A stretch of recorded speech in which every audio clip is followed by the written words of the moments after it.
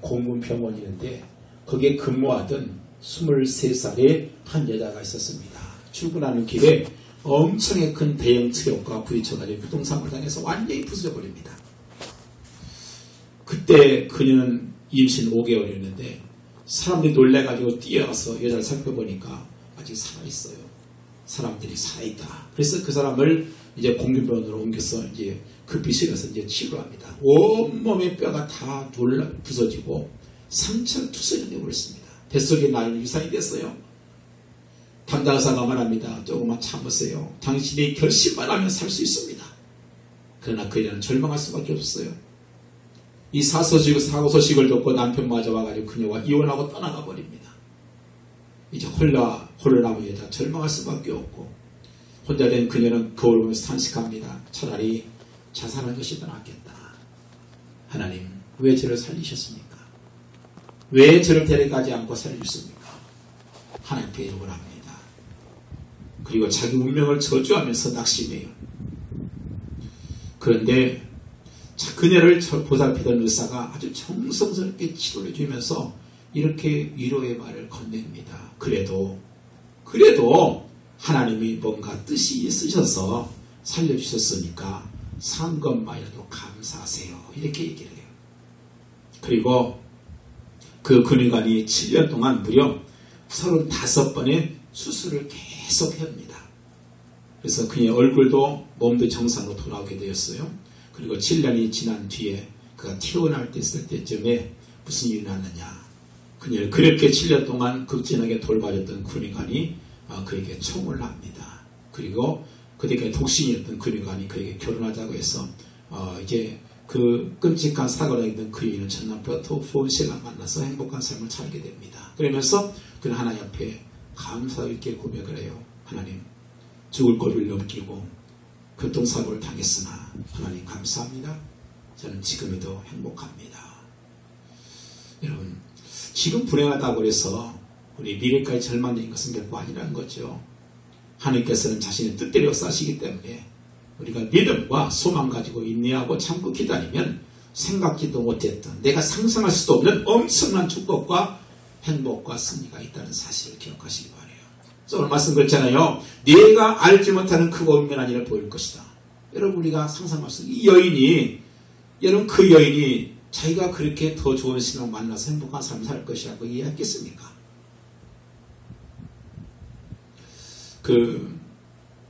이상건 목사님이 계시는데 지금 연동교회 담임 목사님 이성희 목사님이 부친이신데요. 이분이 쓴 이상건 박사 주석이 아주 유명합니다. 웬만한 목사님들은 다 갖고 있고 신학생도 다 삽니다. 근데 그 주석을 보면 굉장히 아주 쉬우면서도 아주 잘 썼어요. 근데 그분이 그렇게 성경 대학자가 된 것은요. 그 이유가, 그 원인이 있습니다. 그렇게 된 이유가 있대요. 16살 됐을 때에 갑자기 발에 병이 납니다. 그래서 걸을 수가 없는 거예요. 더 이상 걸을 수가 없어가지고 대구 달성공원에 가서 40일 동안 작정하고 기도를 합니다. 근데 낫질 않아요. 3년 동안 치유 못합니다. 학교 다니던 나이에 움직일 수 없으니까 공부도 포기하고 그나마 설상가상으로 어머니가 한약을 붙여주었는데 그것이 덫이 나서 더 못 쓰게 되어버렸어요. 자, 고등학교를 못 다녔습니다. 대학 못 들어가죠. 그러니까 어떻게 대학 진학도 못 가니까 집에 앉아가지고 들어박혀서 계속 책만 읽은 거였어요. 성경책만. 그러니까 그 집에서 앉아있는 동안 성경책을 너무 많이 읽어야 다 외워버렸어요. 성경을 다. 거의 다 외울 정도로. 그래서 그가 성경 박사가 되어버린 겁니다. 그가 오히려 다리가 아픈 것 때문에 그는 60년 동안 발 때문에 고통을 받아요. 걷지를 잘 못해요. 못 걸으니까 어떻게 해요? 그냥 집에 있는 거죠. 앉아서. 다리가 아프니까 못 걸으니까 그냥 집에 앉아가지고 계속 성경만 연구하고 그러면서 이렇게 많은 주석을 쓰게 됐죠. 근데 놀라운 것은 그가 1993년도에 은퇴를 하거든요. 은퇴를 하면서 존경하는 외과의사 한 분이 그의 권유를 해. 목사님, 한번 좀 발 수술 한번 좀 해보시죠. 그랬단 말이에요. 그래서 수술하러 들어가는데 수술 받으면서 깜짝 놀라는 사실이 발견됐어요. 발 뒤꿈치에서 1cm 정도 되는 그런 머리카락 굵기 정도의 그 철사가 그 속에서 나온 거예요. 뒤에서. 이게 언제 들어갔을까 생각해봤더니 어렸을 때 시골에 옛날에 시골에서 무슨 신발이 있으니까 그죠? 맨발 뛰어다니다가 그게 속으로 들어가 버리는 거예요. 어렸을 때. 그것이 16살 때 나타나가지고 그것 때문에 그가 이렇게 60년 동안 고통을 당한 겁니다. 그는 그 수술 끝나고 나서 그 철사를 갖고 다니면서 사람들한테 이렇게 자랑한답니다. 여러분 이 가시를 보십시오. 내 발꿈치에서 60년 동안 박혀있던 가시입니다. 이 철사가 나의 가시가 되어서 60년 동안 나를 찔렀습니다. 내가 이처럼 성서의 학자가 되게 한 이 하나님의 은혜의 도구였습니다. 이 가시가 아니면 나는 주석가가 될 수 없었을 것이고 성경을 잘 알 수 없었을 것이고 일찍 내가 발견되어서 수술했더라면 나는 그냥 평범한 사람이 불과했을 것입니다. 고백이죠.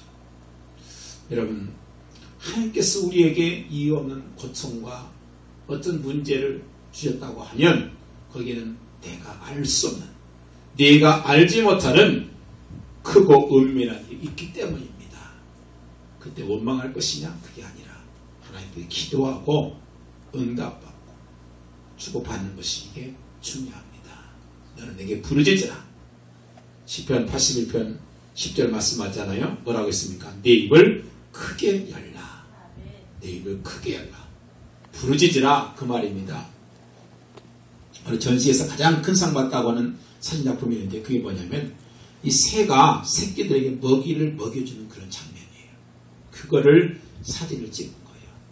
그게 큰 상을 받았습니다. 여러분 우리가 아는 것처럼 이 포유류들은 새끼를 어떻게 합니까? 젖을 먹여서 키우잖아요. 그런데 조류, 이 새들은요 젖이 없어요. 그래서 어떻게 합니까? 부화시키고 나면 그러면 이제 어미들이 암컷, 수컷, 엄마 아빠가 계속 부지런히 그 먹이를 갖다 잡아다 갖다 위에다 넣어줍니다. 근데 암컷이 왔다가 또 수컷이 왔다 계속 그러는데요. 이상한 거는 골고루 먹인다는 거예요. 그럼 다 입에다가 일일이 한다 폰을 써갖고 그 먹이는가. 순놈이 내가 입을 먹여서 내가 입을 먹여라. 그렇게 해서 먹이니까 그렇지 않다는 거예요. 이게 조그만해 가지고 새들 보면요 몸뚱이는 안 보이는데 입은 커요. 입만 보이는 그런 새들이에요. 근데 그 어미새가 오면 눈도 안 떠가지고 아무것도 안 보이지만 자기 엄마 아빠가 왔다는 걸 알아요. 그러면 먹이를 주는가 보다 하고 입을 쫙 벌립니다. 그런데 그 중에서 누구한테 주느냐? 입이 제일 크게 벌린 새한테 먼저 준답니다. 새끼한테. 그 다음에 또 와요. 그러면 자기 달라고 입을 버리는데 이 벌이가 좁아요. 얘가 가짜구나. 너 먹었구나. 너희는 먹었구나. 그래서 제일 안 먹은 놈이 나 달라고 제일 크게 버린다는 거예요. 그럼 거기다 딱 넣어주면 정확하게 돌아간다는 거예요. 그 중에서 혹시라도 병든 새가 있으면 그는 입을 버릴 수가 없어요. 결국 그런 새는 죽는 거예요. 그래서 그 새들 보면 이렇게 죽어나가잖아요. 그런 애들은 병든 겁니다. 입을 안 벌리니까 안 죽을 거예요. 내 입을 크게 열라. 내가 채우리라. 아멘. 여러분, 그 내용을 말씀했잖아요. 부르짖어라. 내가 응답하겠다. 아멘. 내가 알지 못하는 크고 은밀한 일을 보일 것이다. 아멘. 여러분, 기도의 능력이 있어요. 거기에 기도의 능력이 나타나는 거예요. 부르짖는 자. 아무리 하나님께서 엄청난 약속을 해줬어도 그리할지라도 내가 내게 구하여야 할지니라. 하나님께 약속 주셨어요. 예루살렘의 양떼와 같이 많은 양떼로 이 성을 채울 것이다. 그리할지라도 너는 내게 부르짖어야 할지니라. 부르짖어야 하나님께 주신다는 거예요. 아멘. 새끼가 가만히 있고 입 벌리고 안 다물고 있으면 절대 안 줘요. 주질 않습니다. 입을 크게 벌린. 누구 입이 큰가? 그 입을 보고서 어미가 와서 주면 먹고 나면 조금 배가 부르니까 이제 좀 적게 벌어지고 계속 엄마가 아빠가 오는 것 같은데 이게 나한테 내 입에 하나 들어온 거 없어. 그 다음에 이제 내 끄다고 입을 쫙 벌리면 거기 쏙 들어오는 거죠. 그게 하나님께서 우리에게 어쩜 응답하시는 방법인지도 모릅니다. 오늘도 우리 기도할 때는 선지자 예레미야가 거울하게 시인들에 갇혀서 하나님께 간절히 부르짖어서 기도 응답을 받은 것처럼 우리 썩었던 곧장이 올지라도 포기하지 말고 약속 믿고 부르셔서 기도하여서 응답받는 주인공이 되게 없어서 기도하시기를 예수님으로 간절히 부탁을 드립니다. 기도합니다.